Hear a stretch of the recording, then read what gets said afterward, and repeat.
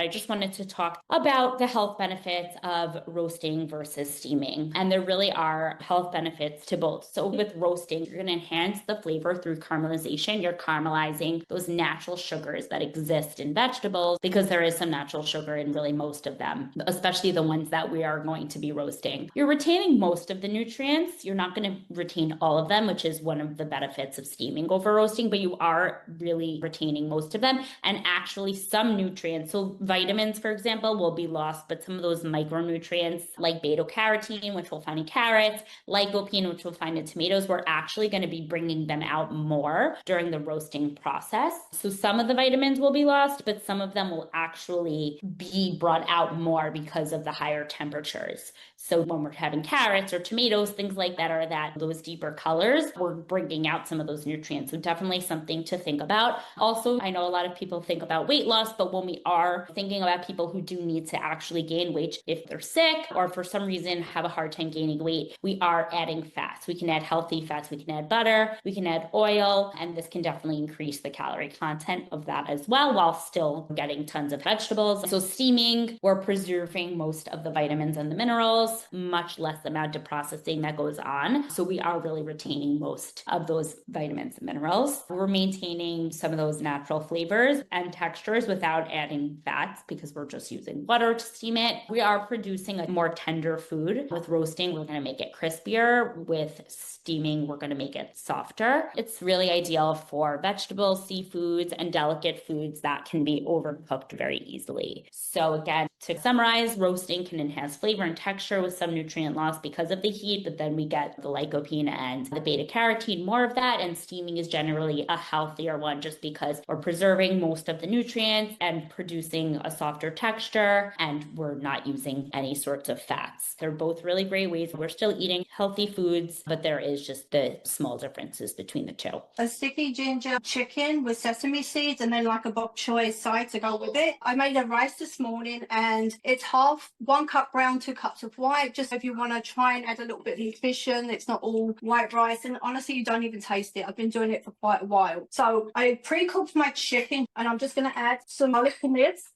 fresh garlic, and some fresh ginger. Sam, the oil you have in there now, is that sesame oil or is that just? Yeah, it's sesame oil.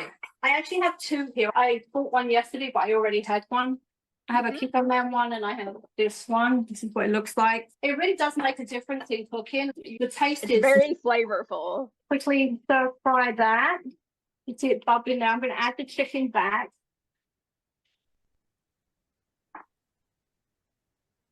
Usually you would put the chicken in first, and for time reasons, I did it a little bit earlier. Then we're going to add honey and then soy sauce, like a spoon of honey, or 1.5 spoons actually. Spoon of honey, soy sauce.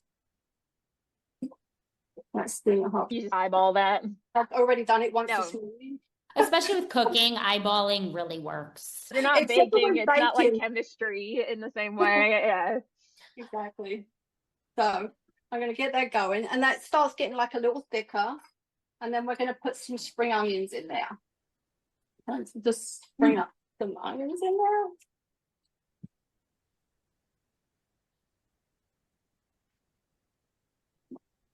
Love that green. Yeah. And one of my favorite vegetables is bok choy. So we're going to see it's got like thick now. And you can always taste a piece to see if you need anything else. But just for quickness, I'm going to take this out because I want to go to the next step. You don't even have to wash the pan. The best part. The pot, it's like nice and like almost like a glaze. It's yummy. Okay. Yeah, you get the sweet and the soy sauce going in there together. It's a good combination. Right now, I'm going to put a little bit more sesame oil, and then we're going to add a few little red chilies.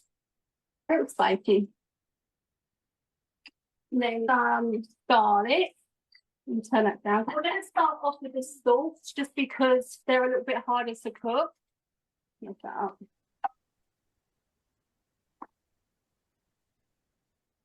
Always start with the more fibrous vegetables. Yeah. It's always the best way to go. We're going to get them going. We'll coat with all that good stuff. And then we're going to add some of this. See my bok choy? It looks big, but it really does wilt down to the next It thing. really Mhm. does. It gets Like small. spinach. Yep. I'm really sorry, but you know what? I did it one time already and it actually worked. So you know what? It's fine. I'm going to add a little bit of soy to it. And that is going to cook down for us. I'm going to put it on really low and let that cook down. I just love bok choy. One of my favorites. One of those you have to wash really well because it gets dirty in Yes. between the leaves. A lot That's of what I dirt. found. Yeah. Yeah, I actually soak mine first. I have a big glass bowl and I actually immerse it in water and separate the leaves. Because there's nothing worse when you're eating something and you're crunching sand. Ugh. Yeah, you don't want that. It's great that we were talking about carrots because I'll show you a quick recipe for the carrots. I have carrots in ribbons that I'm going to put in a jar. This is actually like a simple salad. So I wanted to do something that kind of goes with this meal. So here we go. You get your carrot and you're going to do your like long strips, ribbon strips. All right. We're going to put them in the jar. We're going to put a spoon of garlic. I have some fresh chopped up cilantro here ready to go in. Then some spring onions cut up ready. And then I've got a little bit of chili sesame oil. Nice. And some rice wine vinegar. It's by taste, obviously. You can taste in it until you like it. And some soy sauce. I love this flavor profile. It is really very good. And then I'm going to shake it. I might need more, but I can always add after. But you got the gist. I have the right amounts. It's all to do with taste. So we're going to do that. And then we can put our carrots. You see how like soft they are already, the carrots? If you leave it in for a while, it actually gets even better. Like the longer you leave it, it's like soft. And then if you were like to have it later, would you refrigerate it and let it just sit? I would just leave it in the fridge, and then when I'm ready, just take it out. And then I have some pistachios. And then we have a few sesame seeds just to go on top. And there's your salad.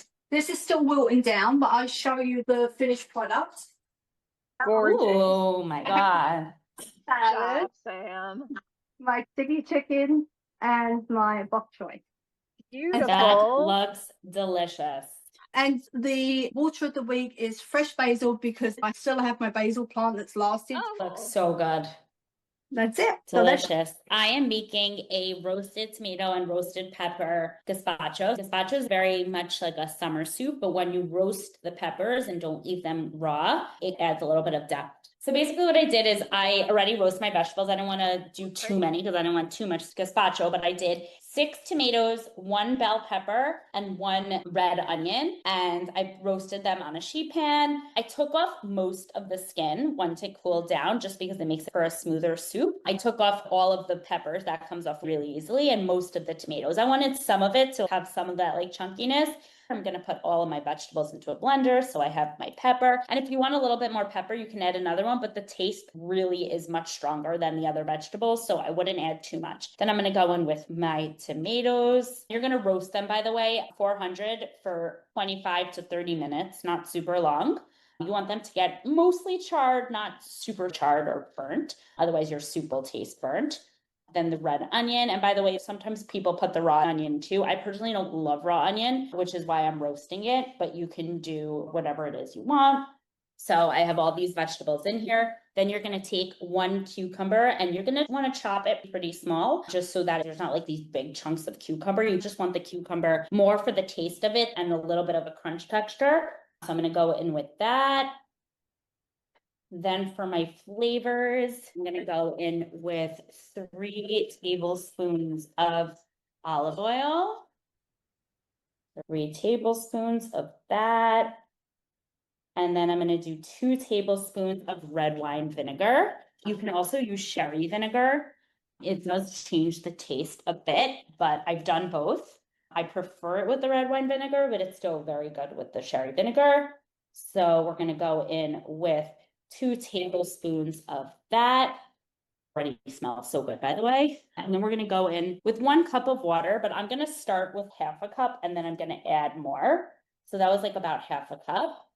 And then I'm going to put my blender on and you're going to see this all blend together. You want it to be like a little bit chunky, not super chunky, but we definitely want some chunks. Now I'm going to go in with some more water. Because again, you want it to be like not super watery, but you want it to be somewhat watery. And then that consistency is good for me. And I'm going to pour it into a bowl. I like to keep it in the refrigerator for a few hours because I find the flavors go really nicely. So I'm going to pour it into a bowl. And then I love with a little bit of drizzling oil. So you're going to use specifically a drizzling oil. That's the best way to do it because you don't have so much taste.